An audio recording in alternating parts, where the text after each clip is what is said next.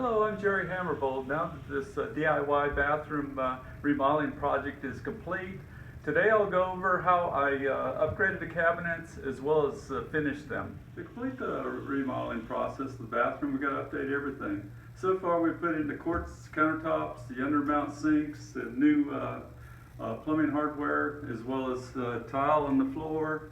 And now we've got to match up the cabinets and see what we can do about finishing them. So that's what we'll talk about today. Okay, what I did is disassemble the cabinets, took the fascia boards off. That way I could take them to the garage and put them in a controlled environment where I could sand them and paint them without overspray into the room.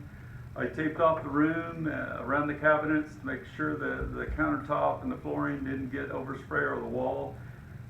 Then I sanded the cabinets and painted them with also the same color, gray satin granite type color, and everything's now dry, ready to reassemble.